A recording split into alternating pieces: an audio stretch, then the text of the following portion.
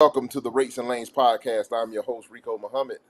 Be joined here shortly by my co-host, Mr. Chuck Snow. And tonight we have, it's been a little while, we have the our resident economist joining us again, Mr. Mike Lampel. He will be joining us tonight, and we're going to talk a little bit about the future, what we think may be coming down the pike as far as the industry is concerned, maybe touch into a little technology.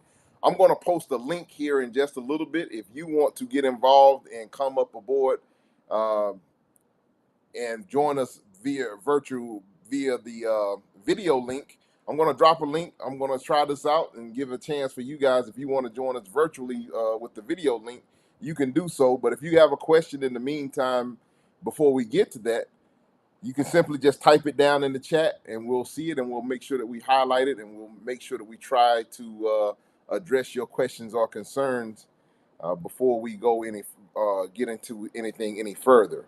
But before we get into all of that, as we normally always do, let's start off with the price of diesel fuel. We're noticing that diesel fuel is continuing.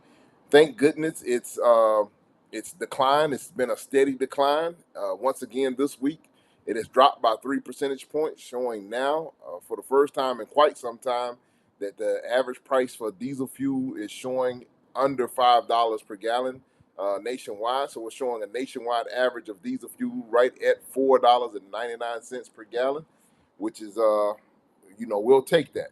Spot market capacity loosens in the first week of August. Load to truck ratios fall for all trailer types from the previous week of August 1st through the 7th. Load post on the DAT network fell last week following the increase that we saw to close out the month of July. Lower spot market demand led to softer rates in many markets. And so let's take a look and see how those markets were performing, starting off with the dry van segment. And before we do that, let me see if I can get in here and I will share my screen so that you guys can see what I see. Yeah, let's take it back over here to the dry van graphic. We're showing that the starting out up in the upper northeastern corridor, that the average outbound spot market rate for dry vans is checking in at $2.44 per mile. Moving down to the mid-Atlantic, southeastern states, we're showing that the average outbound spot market rate checks in for dry vans at $2.80. Climbing back up into the Midwest, we're showing an average outbound rate for dry vans at $2.78. Coming out of the South Central region, that average rate per mile is $2.74. And coming out of the West Coast, we're showing an average outbound rate at $2.63. Shifting gears, jumping over to the flatboard portion of the report. Starting back out in that northeastern corridor, we're showing that the average outbound rate for flatbeds at $3.36. Coming out of the mid-Atlantic and southeastern states, we're showing averages at $3.77. Moving out of the Midwest, we're showing that average is coming in at $3.64. Coming out of the South Central region, we're showing that the average outbound rate checks in at $3.46. And coming out of the West Coast, wrapping us up, we're showing an average outbound rate at $2.97. Jumping over to temperature control of the reefer portion of the report to wrap us up this evening, coming out of that northeastern corridor, showing that the average rate checks in at $2.62. Moving down to the mid-Atlantic states, we're showing an average outbound rate of $3.08. Coming out of the Midwest, we're showing an average outbound rate of $3.14. Moving out of the South Central region, we're showing an average outbound rate of $3.16. And wrapping up, coming out of the West Coast, we're showing an average outbound rate of $3.10. Of course, the rates that we talk about here and we showing here, these are all averages. Of course, just like anything else, your mileage may vary depending on how good your negotiation tactics are and the relationships that you have built. But hopefully, you guys are out there seeing with the price of diesel fuel going back down, you guys are starting to see a little bit better profit margins on your operating costs.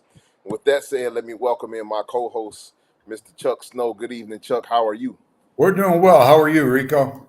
I cannot complain at all. I tell you, it's been. I'm glad to see diesel fuel prices coming back down. I'm some people may like to have the little bit of surcharge that's associated with the higher diesel prices. But I tell you, I just like it helps out to get back in a more manageable space so that can kind of really see the operating costs. Because man, for a while there, the operating cost was getting really, really, really, really expensive. Yeah, you know what? It reaches a point, and I've always maintained that at the end of the day, we're really in the diesel fuel reselling business, all of us in trucking, but it reaches a point when it gets so expensive that you can't make any money reselling it. It's just too expensive a commodity. Absolutely. So I don't want to keep our guests waiting any longer. I want to welcome him in because we've got a ton to talk about and maybe get to, and looking forward to having our good friend Mike Lampel join us back again. To welcome back to the Rates and Lanes podcast, Mike. How are you? I'm doing great. You guys keep talking. This is a fascinating conversation. Well, I tell you what, it's been quite some time since we've had an opportunity to have you back on the show, and I think that it's well overdue with all of the things that are going on. Um, Man, I tell you, it's a brave new world, and we kind of switched up our format a little bit, as you can see. And tell us a little bit about what do you think? What do you see us coming? Are we headed for a recession or no? Do you think Well, the recession. It's not a good name uh, because I think what's going to happen right now is it's going to bob and weave all over the place. So, I mean, look, your unemployment rate's 3.5%, which is Right. even below. That's even below full employment levels, right? Because economists always say there's a full employment level, which has generally been about 4.5, 5%, and Mhm. then anything above that was really unemployment. You're at 3.5, right? So that's why they're all scratching their head like we don't get it. All that recession means is they're simply measuring the gross domestic product, and they're saying year over year, from last year to now, it declined by 0.9%. That's it. It means Yeah, I think absolutely nothing. I So agree. I totally agree with you, Michael. I think we're all trained when we hear the word recession, we always think doom and gloom, plants are going to shut down, trucks are going to be idle, you're going to have to lay drivers off. We always think the worst because that's normally what we have seen with most recessions that we've felt Yeah, in the last 40 odd years that I've been in business. yeah, and that's all they're doing, right?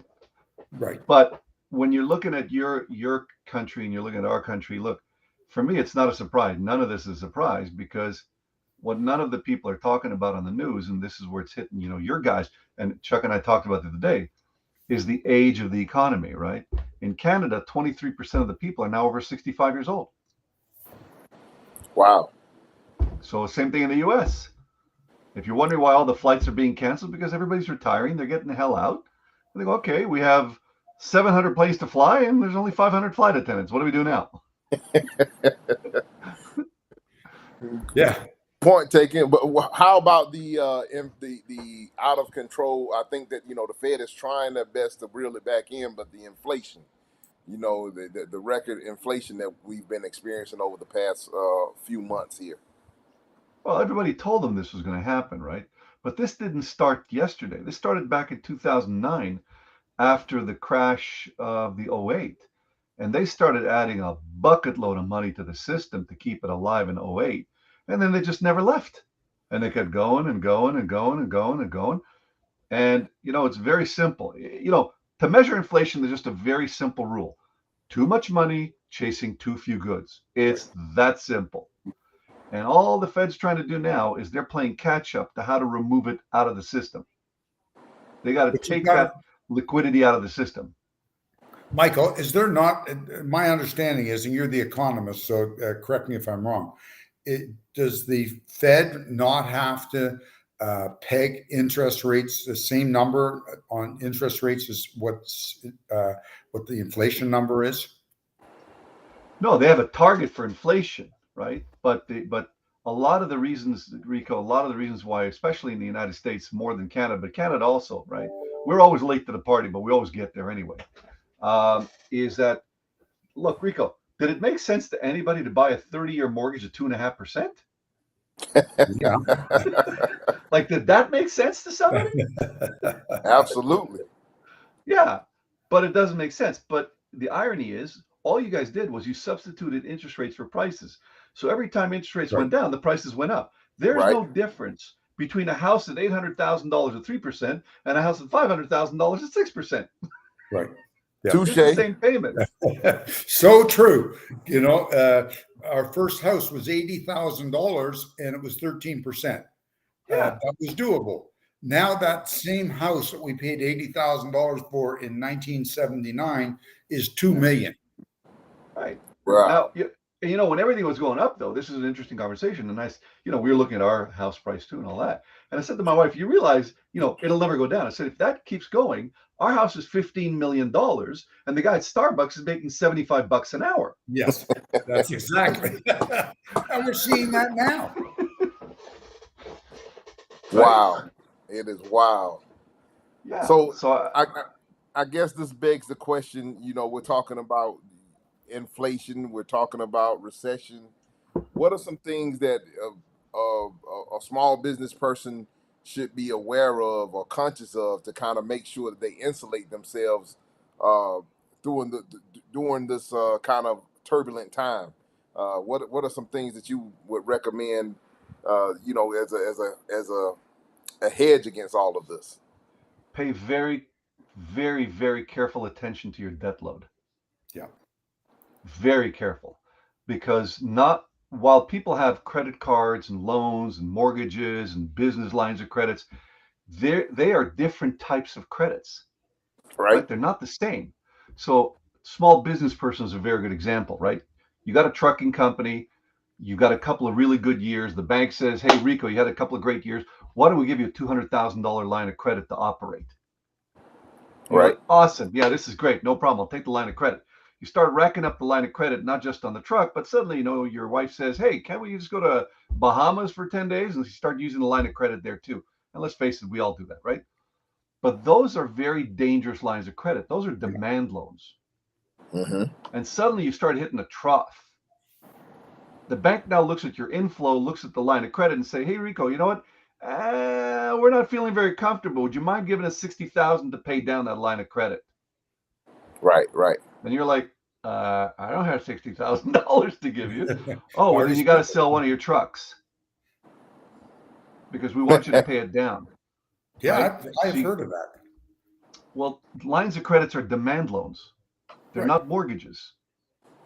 I think that's So, the misconception out there in the trucking industry quite often, because I know somebody that recently took $250,000 out of his trucking company in order to send his son to on some dental school course somewhere in England or whatever, and his debt to equity ratio didn't allow for him to take out that much. He made a mistake, and sure enough, he had the bankers at his door.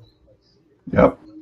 That's going to be because what they're doing right now at the Fed, Rico, is they're removing liquidity, but they're doing it. They set it up for a three-way disaster. They dropped interest rates below the knees. But while they did that, they completely let go of all credit ratings. They said, whoever wants to borrow, go for it. So at the same time, they dropped credit quality through the floor at the same time, right? So now what you get is they're simply trying to reverse that. So the guy who's not paying attention is going to get his throat slat. He's going to be like hanging himself. So if the guy goes out there, starts buying 3 trucks, 4 trucks, 5 trucks, because credit is easy, they're loading them up on debt. Trust me, they're very quick to give it to you, and they're very quick to take it away. Yeah.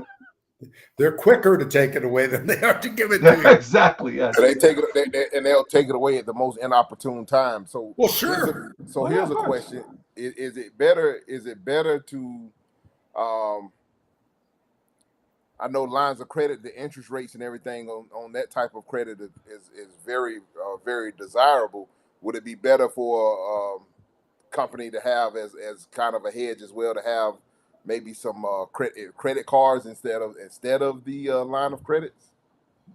Uh, no, I mean, because the credit cards, you're right in that sense. The credit cards are unsecured against other things. So the credit cards are not the same. However, the interest rates on credit cards are like, the funny part is in Canada, a lot of the credit cards go to 29.99%. And I Mhm. remember a client of mine said to me, how come they're 29.99? I said, because the law states the moment they get to 30%, they're considered a loan shark. Right. That's why credit But cards never cross the 30% threshold. But you know what? if you can use a credit card in the sense of balancing it out where you can pay it off in the 30 days before the You're interest hits. laughing. So Well, I think in this particular case, I think you have a great point, which is you take the credit card and you use that to fill up your fuel, and you take the Right. cash back. You take the cash back credit cards, right. right? Because then that's literally, then you take the line of credit. You go, okay, done that way, right? Right. So you take the 6% line of credit to pay off the 29% credit card, but that's okay. You just put in $10,000 worth of fuel, and you're going to get back like maybe about several $100s worth of cash back. Right, Right. but as long as you are disciplined to do that. Yes. And you know what? It's all discipline, and you shouldn't be pulling money out of your company on your line of credit Yeah, for personal use. Like that's right, deadly, because you don't, whether it's to send your kid to college or to take a holiday, that to me is a no-no. right, The line of credit is there for no other reason than to support the business and to make you money. right. Now the other part, Rico, and we talked about this about a year ago, and I said it then, is that you got to be very careful of the businesses that you're funding. Right. Remember we talked about that, and I said Absolutely. keep a close eye on your clients, because if you are giving them way too much terms, that's hitting you in the bank, Right. right? You're If funding their if you're business. not especially if you're not getting if you're not being able to get some kind of profitability off of those terms. Um, quick question. I want put you on the spot a little bit because we've talked about this a little bit as well, and I think this is a relevant to our conversation right now. If you can explain it, if not, don't worry about it. We'll move on. But the difference between interest rates when we're talking about um, factoring companies and everything else with lines of credit, credit cards, things of that nature. The way that the interest rate is calculated when dealing with factoring companies, what is the major difference on that? Because a lot of times, if you can kind of unball that web for us a little bit, because a lot of times people hear factoring companies say, "Oh, we'll 5% interest or whatever," but it's calculated totally different. Can you kind of get into the weeds on that for us for a little bit and kind of break that down and explain that? Sure. Well, first off, I'm going to let Chuck talk about the factory part because he's a real expert on that end, having been around since the birth of that industry. In my case, when you're talking about these various things, that's called the arbitrage deal. And what you're trying to do is, if you calculate properly, is you're trying to make a couple of points spreads on different things, right? Like I'll use the credit card, I'll pay off the fuel, but that's 30%, but I'll get $700 back on the fuel. I'll take the 6% line of credit, I'll put it down to pay the credit card. That's done, which means effectively I'm going down. So I'm playing an arbitrage deal, Right. Right. right? Then I'll let Chuck bring up the fact of, and I think the best way to do that, Chuck, this would be for me, is you talk about a guy who's got $100,000 worth of receivables. Now explain the factoring part. So let's break it down even more. The best example I can give you, and I'll make it very simple for our listeners. If you have a customer that every week gives you a run from Charlotte to Richmond for $1,000 every single week, and you sell that piece of paper for 5% all in, because there's different factoring deals. I know some of them are as low as 1.5%, but you have to watch because some of them have extra costs. But let's just use 5% as a number. Okay, so you're going to borrow really. So what happens is you do your run, you deliver your load, you send the factoring company the proof of delivery. They send you back $950, and you do the run again next week, and the same thing happens. They get paid in 30 days. from the customer, you got paid immediately, same day. You figure, well, it only cost me $50. That use of that $1,000 for 1 week costs you 5%. Times That's 50 weeks. right, exactly. So it's very, very expensive money. Now, there's nothing wrong with using a factoring company for number one, for customers you know are going to pay, but they're slow payers. Number two, if you get non-recourse, there's recourse and there's non-recourse factoring. Okay, and you have recourse factoring, which means they have recourse, and if the factor doesn't get paid, you owe the money. And then there's non-recourse, where it doesn't matter if the factor gets paid or not. They, But the non-recourse is going to be a higher rate. Of course, but basically you're paying $50 to borrow $1,000 for a week. That's a lot of money. When normally, and there's 12, so really, instead of waiting the month, the 4 weeks, and let's just do it on, there's 12 months a year. So you didn't wait the month, you got your $950. You really, what you really spent on that, because all they're lending you is $1,000 on that invoice. It really costs you over a year $600 to borrow $1,000. Right. Over a Now, year. If you use your line of credit, though, and here comes the arbitrage, right? Yes. Your line of credit is 5% a year, not 5% the load. Right. Number two, you talk to your client, you say, listen, what if I give you a 2% discount if you pay me within 7? Right. Yes. Now all of a sudden, you just made that spread. This guy would have charged you 5. You charged 2. You said, hey, well, great. the beauty of that is, if you can do that, the beauty of that is number one, you haven't signed off your receivables to anybody. Nobody owes you. Okay. Right. The deal is between you and that particular customer. Okay. Now, the interesting part is I worked with a lot of controllers in my life. Chuck knows my background. I worked with a lot of VP finances at manufacturing companies, distribution companies. If you send in an invoice with a discount, it goes to the top of the pile. Of course. Because they have their receivables too to pay. They got theirs also to pay. So I want to connect a couple of dots here that we kind of laid out real quickly as well. So this is all a part of running the business as well. These are different things that you can utilize, and make sure that you utilize it. Make sure you understand it as you're trying to utilize it, so that you can be able to maneuver these things around, so that you can put yourself in the best possible position on the front side while you're negotiating, because then you're negotiating that rate, but then you also on the back side, now you're looking at maybe offering a discount for earlier payment. So make sure that you understand the numbers and everything that you're putting yourself in a win-win situation. So I just wanted to make sure we to kind of connect those dots as well. Great points, Rico. And I think the other thing that we need to remember with factoring, I think it's great, and I think it gives people opportunities that aren't available sometimes when we need cash or something. We all have these unforeseen things where, God forbid, an engine blows or truck gets wrecked or something, and you need cash.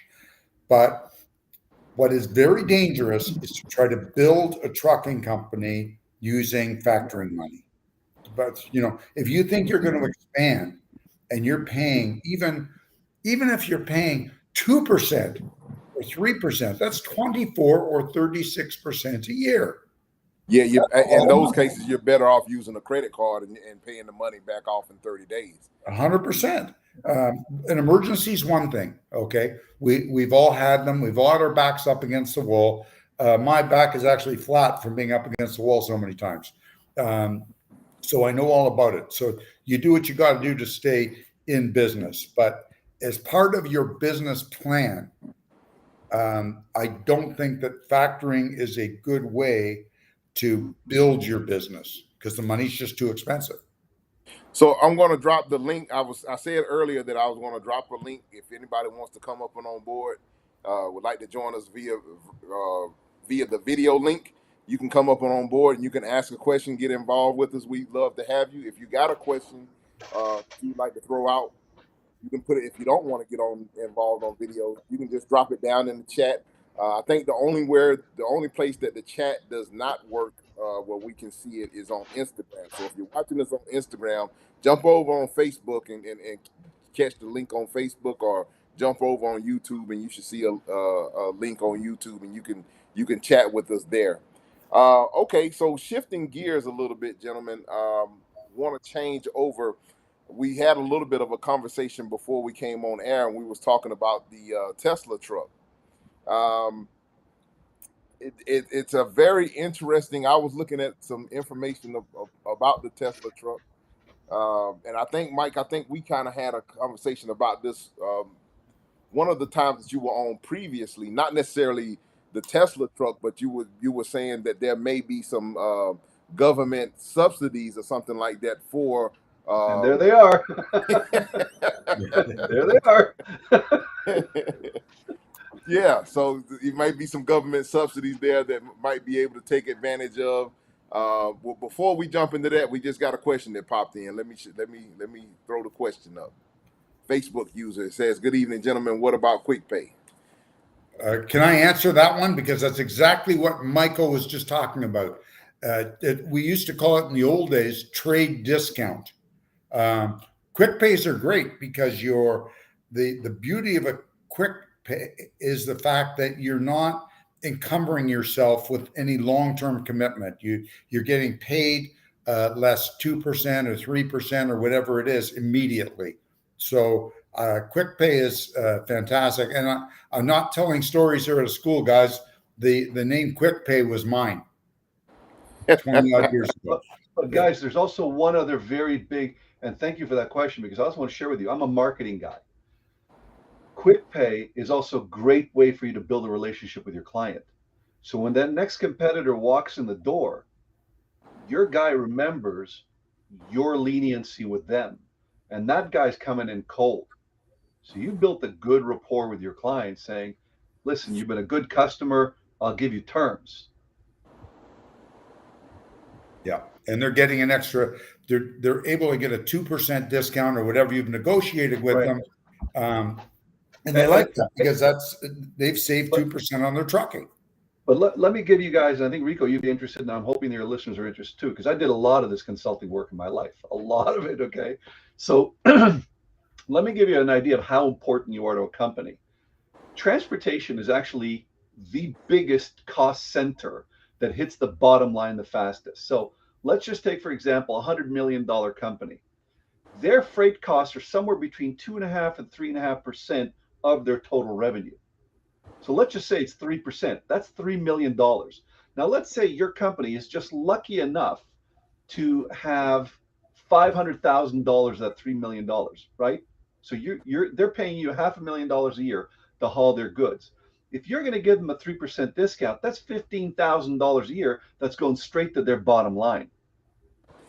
You're a rock star. Well, I got another way of looking at it, because my philosophy a lot of times is, like I was saying, if you're smaller as well, I got more time than money. So I'm willing to wait out to get my full pay. Right. And if you have a line of credit, or if you have credit cards, those are different tools that you can use. I'm not going to speak so much about the factoring company, but I know the lines of credit and the credit cards, those are tools that you can use to float your expenses or whatever until your money comes in. Right. And I'd rather have 100% than 98%.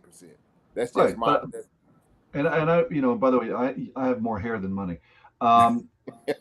So, Michael, I got to tell you, on this video, you would love it because it looks like you've got a very. I look like Fabio. I know. I look like Fabio. It looks like you're riding a motorcycle. But believe me, I mean, I did a lot of that consulting work, and I would tell you that it was like it hits the bottom line fast.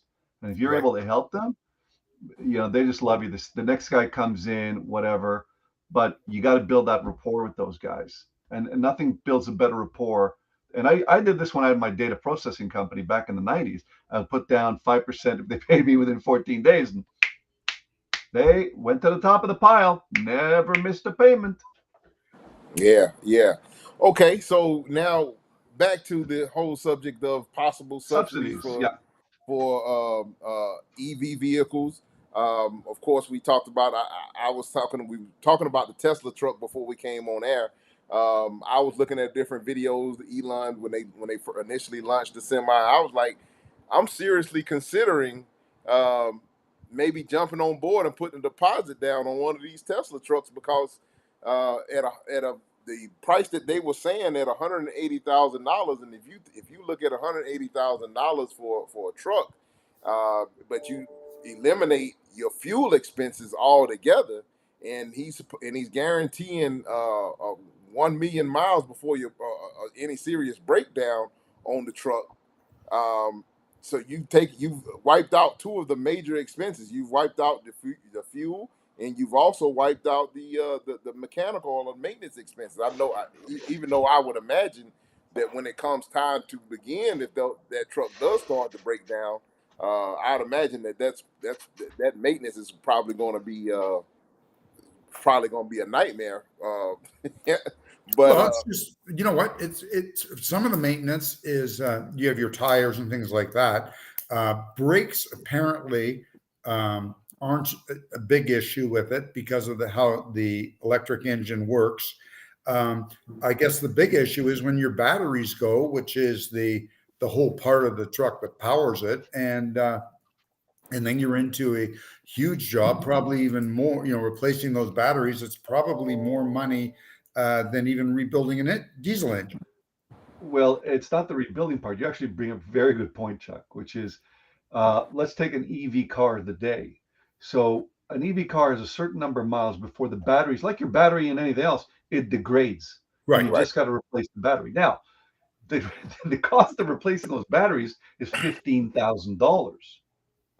Right. So if you think about if your cost of running your car and gas is $2,500 a year, that $15,000 is about 6 years worth of gas. Yeah. And you're like, wait a minute, how much did I really benefit here?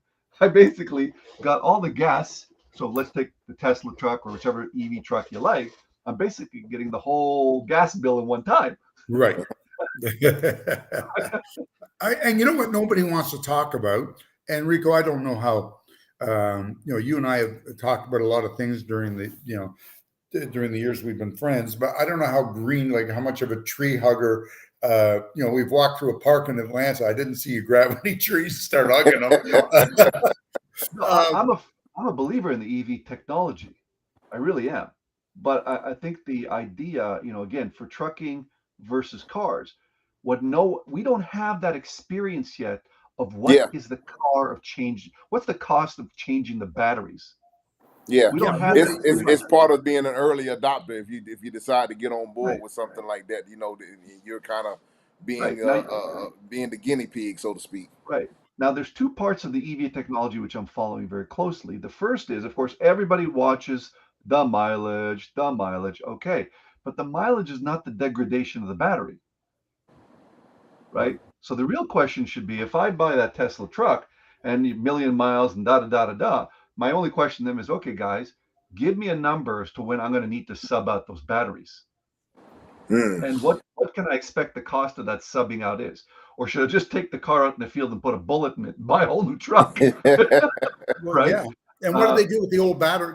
And the big question is, what are they going to do with all these old batteries? Right. Now, There doesn't seem to be a lot of use for them. Now, Are they are they I heard, recyclable? I wonder, would they be recyclable well, or? no, apparently not. no, they're not recyclable. Um, There's nothing to recycle there. they don't use lead in batteries, so they can't recycle them the way they used to, or they don't have the lead content. Now, what I did read about, which was very successful, and I believe it's a beer company in California has switched over to electric tractors, and these would be about a class 7 tractor, so it'd be like a single axle tractor, and they run like a 10-hour shift every day. They know where they go. And I think some of them may even go up the coast to one of their distribution centers or end up there. And then they have to, after a 10 or 12-hour shift, then that truck is parked and it ends up being charged. So, they love it, the fact that it's green, it's in California, they're getting their great publicity, and they work. The problem is you've got an asset that is worth, Rico said that the Tesla is $180,000. So we're back to the drawing board here. We've got an asset that's worth $180,000 that's tied up for 10 or 12 hours every night getting recharged. What's the cost of that? Well, Tesla was saying, I don't know about the other company, but Tesla was saying that their trucks on their supercharging network, you should be able to charge it within 30 minutes. That's charging, but how long is it going to hold the charge? That charge, it should be fully charged in 30 minutes. You should be able to, according to what their press release that they put out was, right, that you should be able to run. And also, I think that there's some other benefits that you can use when braking or using the Jake brake or whatever, where it regenerates and puts power back into the battery or whatever. Right. It's supposed to be able to do that as well. But it's definitely, I was intrigued by the opening and some of the numbers that Elon threw out while he was on stage was really impressive. It definitely made me start thinking. Yeah, he throws a lot of stuff, and I'll be polite. But what I would be careful about, when they did the pickup truck, that didn't go over too well with the baseball. Yeah, no, I mean, listen, I have my own opinion, but I'll tell you what I'd be more worried about than the battery, and that's the electronics, because this thing is a rolling computer. Okay, Right. I'm more worried about, okay, guys, what's the warranty on the electronics of this thing?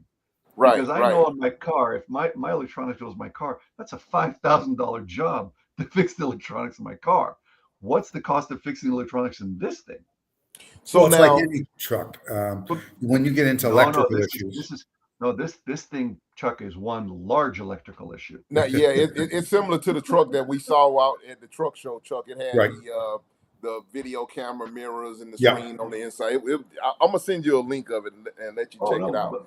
But also remember, it's all of it, right? The electronics is tied to the tires, it's tied to the wheels, the drivetrain, it's tied to all of it. Right, because it has the whole autopilot and all that thing. You know what, though? It's not just electric trucks that are coming down the pipe. There's a real good chance that we're going to go to hydrogen powered. I knew somebody up here in Canada that was, that, if I'm not mistaken, had the town of North Bay's cars converted to hydrogen in 1981. So the technology is there. Well, but so the other question that I was trying to get, I'm sorry, Mike, but go ahead. I wanted to throw in there with this whole thing, the whole conversation about maybe considering an EV truck or whatever, is the subsidies once again. Like, what are there any kind of government benefits that might be coming down the pike, or incentives to help incentivize making the leap to changing over to an electronic vehicle? Well, there's going to be two subsidies. So the government just kicked off the federal one. And by the way, a lot of models are not covered under this. So again, if you're going to be looking at buying a truck, you got to do your homework and say, okay, is this thing covered under the new subsidies that just passed Congress and the Senate? Right. That's one of the things. Right. Then you want to look at at a whole bunch of factors from the trucking company itself, which is, okay, guys, I need to know A to Z of what I'm going to get in case something happens to this truck, especially on the electronics, right? And then, of course, comes, don't give me a million miles on my batteries before something goes wrong. I need to know what's going to happen if the battery has a leak. There's so many more things to know about this electric truck than there is about a car. Now comes the big one. So you told me about Tesla has a 300-mile range, right? 300 and 500, yes. Right. And Mercedes beat that. Right. Mercedes now has a 624-mile battery. In a car, not a truck. In a truck. Oh, okay. Well, no, the point is, it's just a question of size. Yes, I agree. Right. So the technology now, and this is where I think, you want to sit out for like 12 months, is that the race between all of them is not going to be for who's got the fanciest thing, but the range. The range is going to be everything. The Yes. range in the network. Yeah. Now, I had a friend that was an early adapter his whole life in the trucking business, and when he retired, he actually went out and he bought two Teslas, one of which he drove Uber with it just for fun, so he could give people a ride in a Tesla. And the one thing he said about his Tesla car, he actually had two of them, but the one he drove from Red Deer, Alberta, all the way to Florida, and he had to go via the first year he had to go via Seattle, Washington, because there were no charging stations, going direct from Red Deer.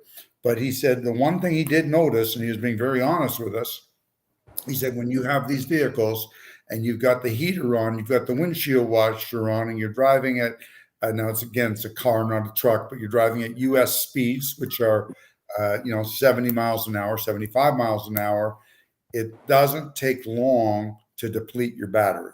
So when we're hearing 300 and 500-mile radius, is that on a beautiful spring day, or is that in the winter when you've got your headlights on?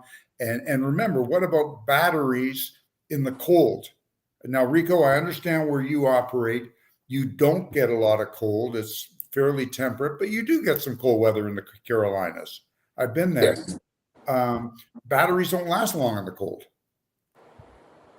Yeah, I think this is definitely all a brave new world we're kind of venturing into, and I'm kind of along the lines with Mike of give it a year, like not being the very first one to jump out of the window to have one of these trucks, but kind of like give it a year and see what the how they perform and everything like that.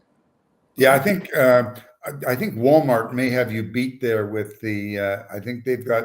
I think they may be actually operating a couple of Tesla trucks somewhere right now.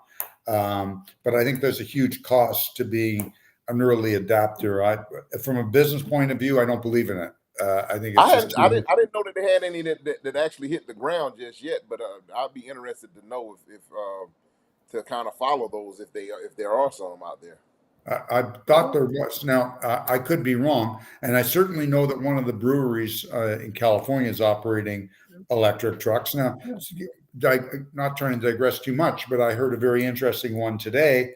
Now, I always thought that the Rudolph Diesel invented the diesel engine to run on a type of canola oil, which is also called rapeseed. And what I heard today is that wasn't true. It was actually developed to run on peanuts. And there's a property with peanut oil, and they've actually one of the universities in Texas, is it AMA, Mike, or one of the big universities there? Yeah. And they've been working on this. You mean Texas A&M? Yeah, that's Texas right. A&M. They've been working on this for the last couple of years, and they've developed a nut. They call it the diesel nut. And compared to soy, if you try to, and diesel will run on anything. It'll run on soy oil, but you get 50 gallons per acre. On this stuff, which is I guess it's a modified peanut, they get 350 gallons per acre. That's huge. But again, I think, for the trucking side, I would say to the listeners, keep a close eye on the technology. It's evolving rapidly.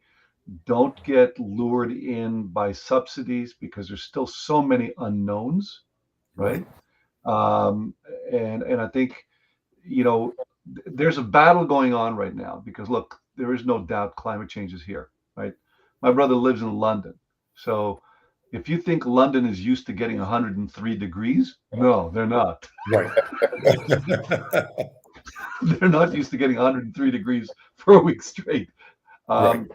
But I think, I don't think it's going to be 5 years out or 10 years out. I think in the next 24 months, 36 months, there's going to be a leapfrog of technology, right? I think that 100%. and I think diesel is being phased out all over the world. A good example was, and again, I brought you my brother. I'll give you a really good example. Until about 5 years ago, everybody in Europe drove diesel. That's right.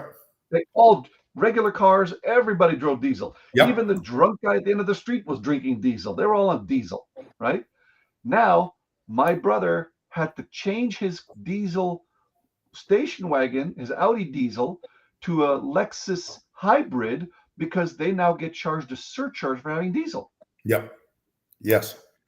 And that's all over Europe. The only thing that's left in diesel is commercial vehicles.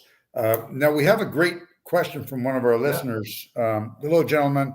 Have we factored in road tax? How are we going to pay for the highways? Will the cost be there to add to the operating costs? Well, that's a great question. And I'm going to just throw this back a little bit of history.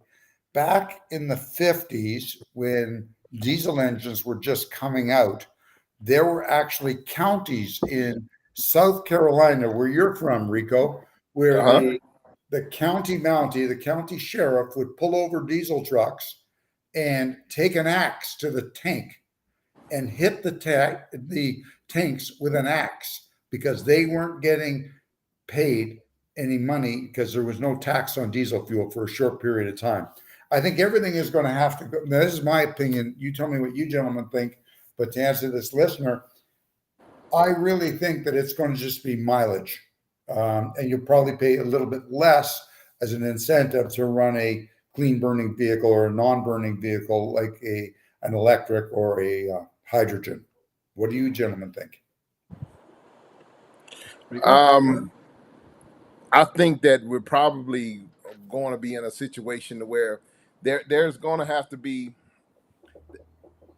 I'm not sure. I'll tell you what, Chuck. I'm really not sure, but there definitely is going to have to be some type of consideration taken in if we're not buying diesel fuel for the road tax and heavy highway usage. That's an interesting question. I'm not sure how. I wonder how they're handling that now when it comes to a lot of the propane vehicles that are out there on the road. Yeah, I think first off, Daryl, it's a great question, but first off, let's distinguish between a couple of things. Any taxes is inflationary, right? Because by its nature, you're raising prices just by virtue of the tax, right? So the next question becomes are we talking about state highways or federal highways? Because those are very different things. Right? So it depends on who's going to fund the road construction. In Canada, in Toronto as an example, they have pay toll highways. Okay. Yes. Now, not everybody uses them because there's a cost to using them. In UK, there is a mileage cost. So they charge them by the mileage, right? Now, the problem they're going to have, though, is if they're trying to beat down inflation, at the same time they're going to put in taxes, that offsets whatever you're trying to reduce on inflation. Because there is an economic principle that says when prices goes down, something else comes in to fill it up. Right. Of course. Right? So in a sense, it offsets it. So the government do take that into account. So if they try and pass those expenses on, it's going to be politically very, very difficult. And that's going to be a very, very difficult thing to do. Because on one hand, Rico, you said it earlier, right? You got subsidies for EVs, while at the same time, I'm going to charge you a tax for driving the highway. Right. Right? It's like, wait a minute. What's all this about? Where's the offset? Right. So but you're still wearing the highway down because you're still using you're still running 70 or 80,000 pounds up and down the highway. Right. Oh, I totally agree. But I'm saying for politically, it's very, it depends on where they stick that tax. Are they going to stick it on gasoline, which is not very popular, right? To put a local tax or a state tax on gasoline to fund highway maintenance and construction. Are you going to do it on businesses? So it's more of a question of, I don't think it's a one size fit all, and you got to pay attention to your politics to say, hey, where are you guys planning to stick this tax? Yeah, that's going to be an interesting an interesting piece as well to see how that develops. Right. And what you have right now is that, for 40 years, the municipalities and the municipalities around the states have run up their debt load to enormous levels. So municipalities don't have any more borrowing room. Right. They just have no more borrowing room. But then you get to the state. The states have a problem too. Constitutionally, they can't carry a deficit. But right now, the states are busy whacking and tacking everything to try and get their budgets in line. So the question now for the federal government is, which one of these guys wants to be popular enough to stick a highway tax? Well, how about just road tolls? They may bring that they may just I bring see those that. back. I travel in the States a fair bit, and I cannot believe the number. Every time I travel in the US, there are more and more parts of interstates that used to be free, where now it's all toll road. Right, and that's what we have up here in Toronto. We have that in Toronto. We've got a little bit, but 407. we have a little bit, but nothing like in the US. And I think that our grandchildren are going to say to us, Grandpa, are you telling me that you could drive all the way from Toronto to Florida without paying any tolls other than at the border? And this kid is going to go, I can't believe that. And the tolls make more sense than the tax. Well, yeah, because of course. The tolls are paid directly by people who are using the road, as opposed to a tax that's spread out everywhere. Right? It's spread out everywhere. And now they have figured out through transponders how to collect the toll without having people collecting money. Because I remember about 35 years ago, there was talk in New York State, the New York Thruway was, it was our big toll road around here in the US. And, it was all tolls. And I remember reading that the New York Thruway Authority was thinking about disbanding because it cost them so much to collect that dollar. It wasn't worth doing. And now all of a sudden they're probably printing money because they found how to use technology. So what you want to do from now on is you want to carry a load from Chicago to California on a bicycle. So Michael, I'm looking at the time, and boy, I tell you, we never seen. It just seems to always just fly by when we have you on board with us. That's because I never stop talking. But I wanted to. We've got a little bit over, maybe about 5 more minutes left, and I wanted to kind of allow you to. There's one more question from Daryl. Yeah, I just seen he just sent another question in. Well, we'll deal with that. Let's deal with the question, and then I'll get to the wrap up question I got for you. So the question here has part of my question was regarding the total operating costs and if there's any real savings. Also, would have to factor in resale. Can we sell them to reduce our overall cost? I put a link up, Daryl. If you see it in the chat, I put a link up to the Tesla. It's Tesla's reveal video or whatever. So I put a link up to that. Oh, that's what you mean. In the chat. Yeah, but right now, sorry to interject, Rico. Right now, there is no experience of the resale market, so there's no market. There's no market for it right now. You wouldn't know what that price tag is going to be, right? So if you're buying an EV truck today, just know that you're buying it until the battery dies, and you won't know what it's going to be at that time. There's no secondary market for there at all. Yeah, you may have to call Cars for Kidneys or whatever they call it, and get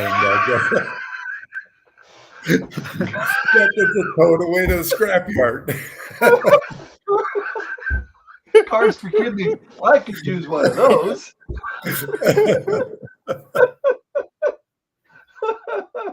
It's definitely one of those questions that we definitely have to put pen to paper on and get the calculator out and make sure we sharpen out pencils.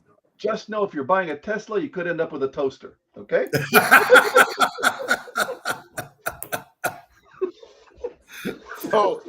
So to kind of bring back out, to kind of draw back out and get a more broader view, Mike, the question that I had for you to kind of put a bow on everything is, kind of give us your prognosis of what do you think?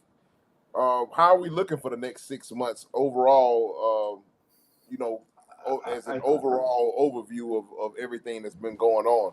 How do you I, think we might be faring I in the don't think next I don't 6 months? think the world is ending, and I think in a certain way, first off, the $52 billion Chips Act, which is going to be a big boon to the EV market, right? Because part of what they're doing this is because Taiwan Semiconductor is the largest chip manufacturer in the world. China is sitting over there saying, you know what, we want to do a takeout. Let's take out Taiwan, uh, right? Yeah.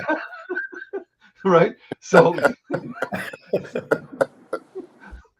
then you have all this is coming back to the United States. So you're getting a reshoring of all the, a lot of the manufacturing over the last 30 years, which is good news for our trucking brothers and sisters, because that means that it's not just distribution anymore. It's going to be manufacturing coming back. Then you have the aging of the truckers, which means prices can't keep going down Right. because Nobody drive the they're going to have to find 500,000 drivers somewhere, unless they all bring the trucks down to the Mexican border. Say, okay, who's got a trucking license? You got a job. Let's go over. Yeah, but they won't Right. let them. You know what? Those guys Right. can't fall all over So, North America. so I don't. I think the economy itself right now, the political noise, November coming up, makes a lot of people uneasy. We don't know what's going to happen, but I think, look, and it's not that I'm neither a Republican nor a Democrat. Basically, I'm an atheist when it comes to politics. But at the same time, they had to make these investments. Uh, so I think you put the noise aside, just put it aside, and just say to yourself, put your nose down, but keep a very, very close eye on your debt load. Because if those rates continue to climb, right, and this is where the problem is. Part of the problem, guys, I want to tell you right now is they're applying 1970s, 1980s inflation control systems to an inflation system that's completely different than it was in 1970s and 80s. Right. Right. Right. Because people of our age are retiring, but that doesn't mean, retiring means I still want to drive a car, I still want to go to dinner, I still want to fly to Vegas, I still want to consume, I just don't want to produce. Right. Right.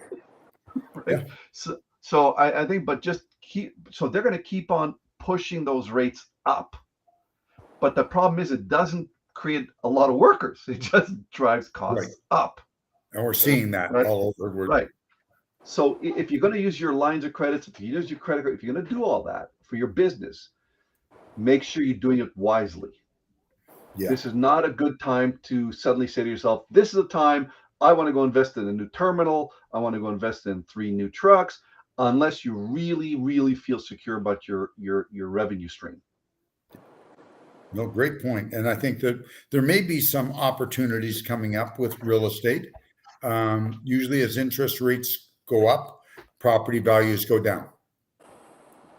Yeah. But again, and make sure you ask your lender hard questions about the kind of loans they've given you. Right. Right. And I always like to ask them, I say, look, I know the good news. The good news is you're giving me money. Now tell me the bad news. And here's the question every businessman should ask their banker. Give me a bullet point of every term you will withdraw that money. I want to know now what conditions are going to force me to cough the money back up. Nobody wants to ask that question when they're signing to get the money, but they better ask it. Conditions. The devil is in the details, as they always say. That is it's like, surprise, I'm pregnant. Oh yeah, no. Well, Mike, I appreciate you for taking time out to come on and join us and kind of help educate us and banter back and forth with us a little bit. We definitely appreciate it.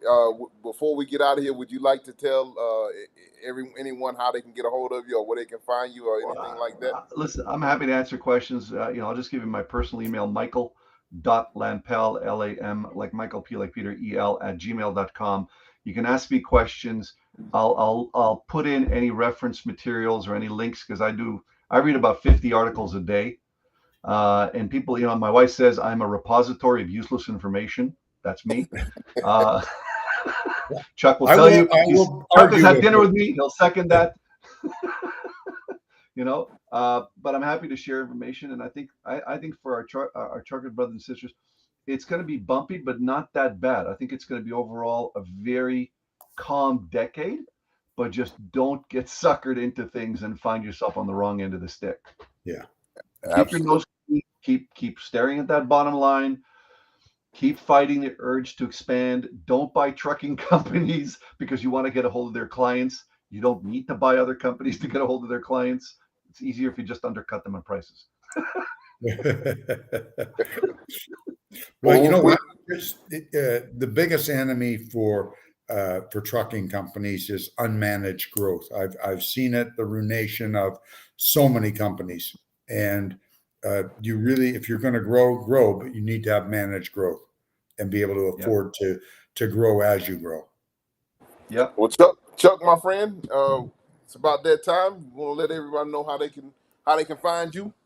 You know what? Easiest way to get hold of me these days is just send me an email to just Chuck, CHUCK, at Traffix, TRAFFIX.com, and put your phone number, because quite often it's easier for me to just phone you back and answer your question for you or get you whatever information. If you want to get set up with Traffix, one of our offices as a carrier, let me know, and I'll certainly take you around and let you meet who you need to meet, and we'll help you get that relationship started. I always like to try to help our listeners. And with that, Rico, I'll let you park it into a hole for another week. Good deal. Well, we appreciate you guys for taking time out to join us this evening, whether you joined us live or you're watching us later on. We definitely appreciate it. I want to thank our special guest, Mr. Mike Lampel, for coming back and joining us again. And of course, this has been the Racing Lanes podcast for Chuck Snow. And Chuck Snow, CEO on Instagram. Make sure you go check him out over there. We also have the Racing Lanes page up on Instagram as well, and also on YouTube. This has been the Racing Lanes podcast. We want to thank you again. You could have been anywhere else in the world, but you took a little time to hang out with us. We're always eternally grateful for you doing so. So Come until back next time, week. We'll annoy you then. So until next time, God bless you and good night. Stay safe, stay healthy. Keep it in between the mustard and the mayonnaise, and we'll talk at the same time, same place next week. God bless Catch you. on the flip flop. God bless. Take care, kids. Good Bye-bye. night.